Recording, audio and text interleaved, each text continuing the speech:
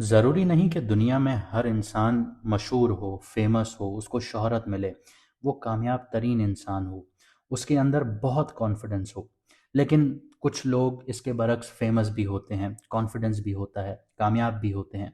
और फिर आते हैं वो लोग जो इनके ऊपर होते हैं, वो होते हैं किंग मेकर। और ये लोग दुनिया के बड़े बड़े बादशाहों को भी डायरेक्शंस दे रहे होते हैं। उनके एक फैसले पर हुकूमतें या ताकत के ऐवान हिल जाते हैं, गिर जाते हैं, बन जाते हैं। और कभी कभी किंग मेकर भी अपने गलत फैसलों की वजह से उसका खुमियाजा भुगतते हैं। या फिर यूं कहना भी गलत नहीं है कि वो भी चैलेंजेस फेस करते हैं। बिल्कुल इसी तरह सन आपकी कुंडली का असली किंग मेकर है, आपके जायचे का किंग मेकर है। ये सिर्फ एक प्लैनेट नहीं है, बल्कि आपकी ईगो है, आइडेंटिटी है, अथॉरिटी है, कार्मिक पावर का सेंटर है। हर घर, हर डिग्री और हर नजरात, हर दृष्टि सन का इम्पैक्ट जो है वो मेजर करती है। ये डिफाइन करता है आपकी self confidence, decision making, discipline और कार्मिक रिस्पॉन्सिबिलिटी। लेकिन यहाँ ध्यान ये रखना ज़रूरी है कि सन साइन से कुंडलियाँ नहीं देखी जाती, सन साइन से जायचे नहीं देखे जाते। ये सिर्फ एक रेफरेंस होता है रियल पावर का और इन्फ्लुएंस का, कि सन आपकी कुंडली में आपके जायचे में किस घर में बैठा है, कौन से नक्षत्र में बैठा है, कंजंक्शन किसके साथ है। और फिर इसकी महादशा या अंतरदशा, या फिर इसके आगे लेयर पर हम चले जाएं तो एक डीप, ये आपको दुनिया में आपका आने का मकसद बता देता है।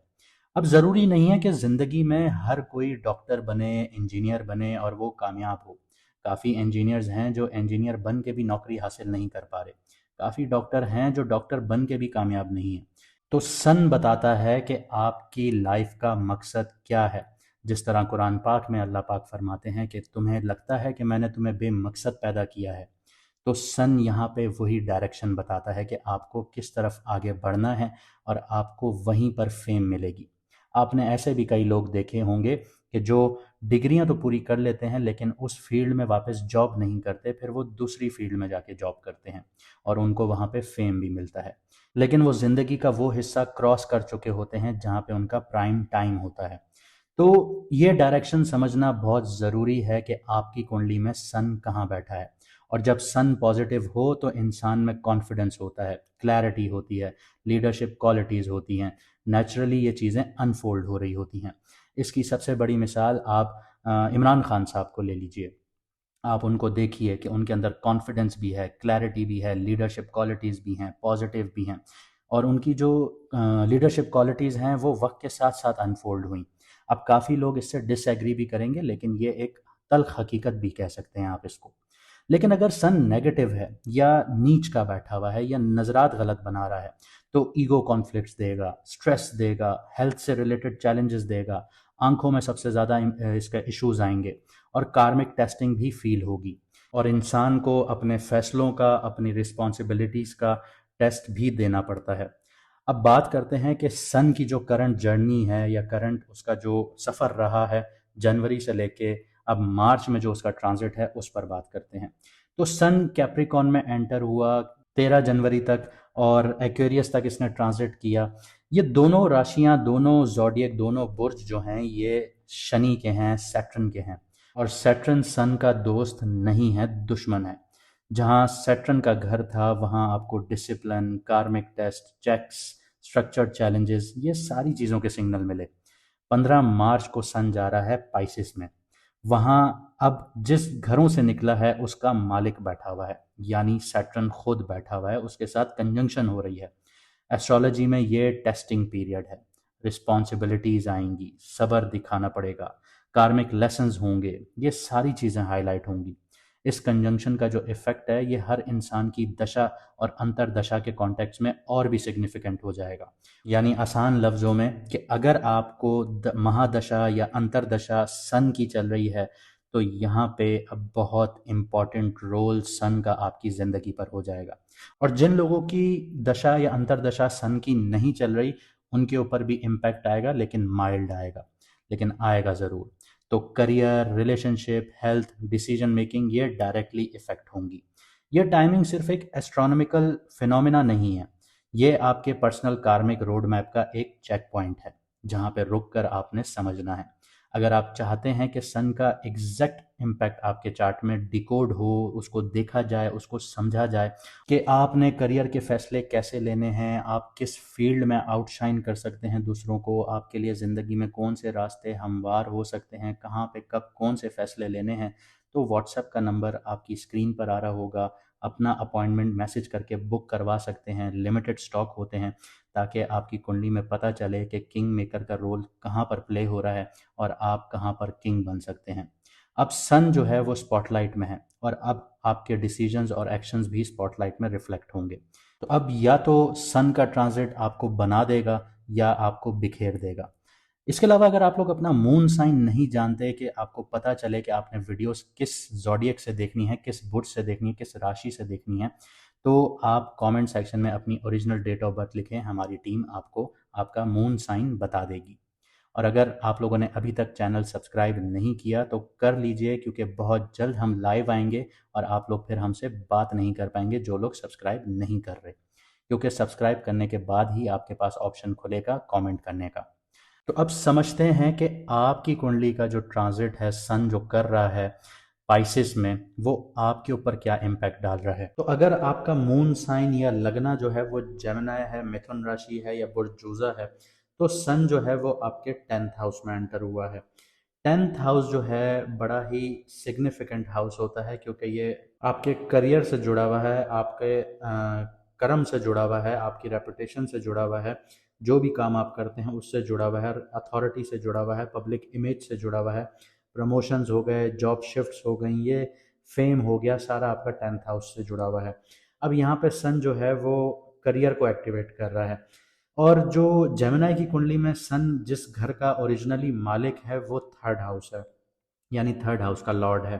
तो वो 3rd हाउस जो है वो कम्युनिकेशन का घर है, मार्केटिंग का घर है, मीडिया का घर है, आपकी हिम्मत का घर है, आपके सेल्फ एफर्ट्स का घर है, कि आप कितनी मेहनत कर सकते हैं, आपके बिजनेस इनिशिएटिव्स का घर है। अब यहाँ पे जो चीज़ बन जाती है वो ये बन जाती है कि आपकी मेहनत, आपकी कम्युनिकेशन और आपके इनिशिएटिव्स, ये चीज़ें तय करेंगी कि आपके करियर किस तरफ जाएगा, आपकी रेपुटेशन कहाँ पे जाके खड़ी होगी। ये आपके सेल्फ एफर्ट, कम्युनिकेशन और इनिशिएटिव तय करेंगे। तो अब आपको इन चीज़ों पर काम करना है। और ये जो चेन एक्टिवेट हो रही है, ये आपकी एम्बिशंस को एक्टिवेट कर रहा है, ये कॉम्बिनेशन। अब यहाँ पे जैसे मैंने आपको जुपिटर की सीरीज में सैटर्न के बारे में बताया था, तो सैटर्न आपके पाइसेस यानी आपके 10th हाउस में बैठा हुआ है पहले से ही, और सन उसके साथ आके बैठा है, तो हम इस चीज़ को, सैटर्न को साइडलाइन नहीं कर सकते।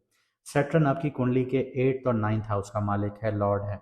तो सैटर्न यहाँ पे जो रिप्रेजेंट करता है वो आपकी ट्रांसफॉर्मेशन जर्नी को रिप्रेजेंट करता है, आपकी डेस्टिनी को रिप्रेजेंट करता है, किस्मत को रिप्रेजेंट कर रहा है, आपके कार्मिक शिफ्ट्स को रिप्रेजेंट कर रहा है, आपके लॉन्ग टर्म जो लेसन्स जो आप सीखते हैं ज़िंदगी में उनको रिप्रेजेंट करता है।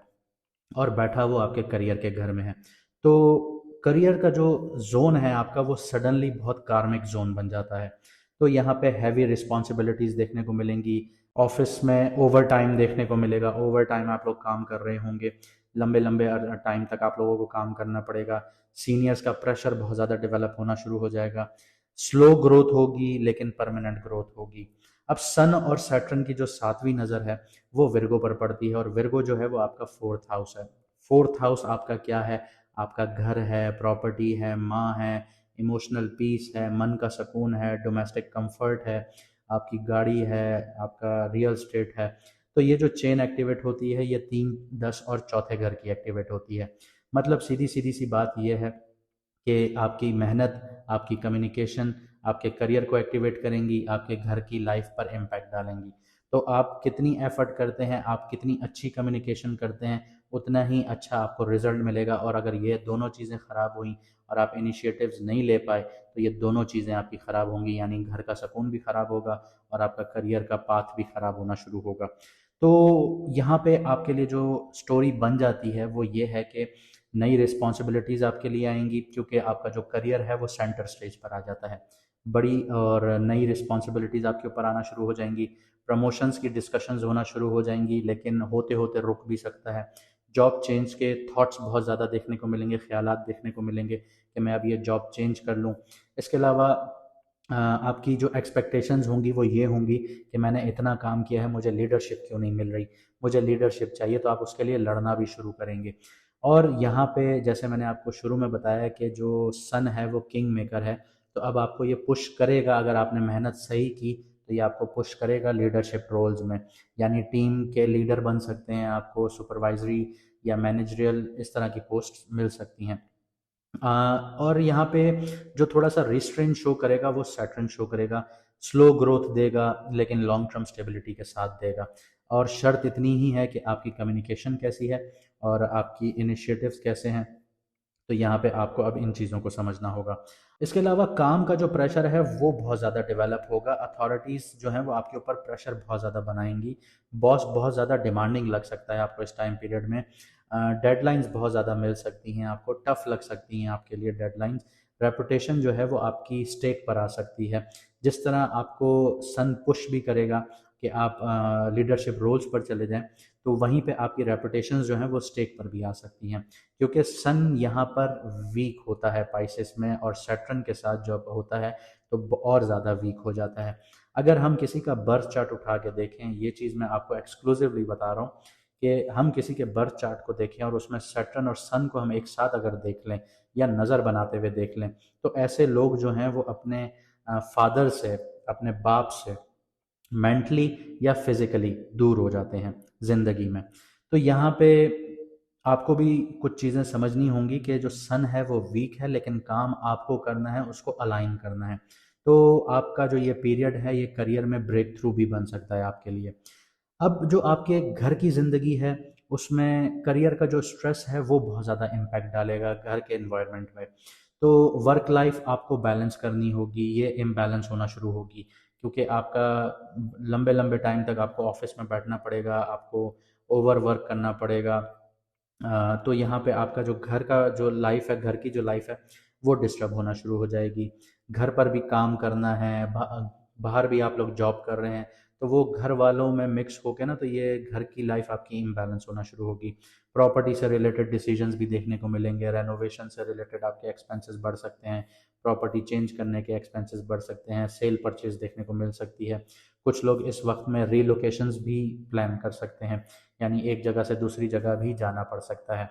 इसके अलावा जो लोग बिजनेस, मीडिया या कम्युनिकेशन जैसी फील्ड्स में हैं, क्योंकि थर्ड हाउस भी एक्टिव है, मार्केटिंग हो गया आप लोगों का, मीडिया हो गया, कंटेंट क्रिएशन जैसी फील्ड्स हो गई, कंसल्टेशंस हो गई, कम्युनिकेशन बेस्ड जॉब्स हो गई, उनको ये पीरियड ना बेसिकली विजिबिलिटी भी दे सकता है, क्योंकि आपका थर्ड हाउस का जो लॉर्ड है, सन है, वो उसको चाहिए ही सिर्फ विजिबिलिटी। तो यहाँ पे आप लोगों के लिए इन फील्ड्स में अपॉर्चुनिटी आ जाती है।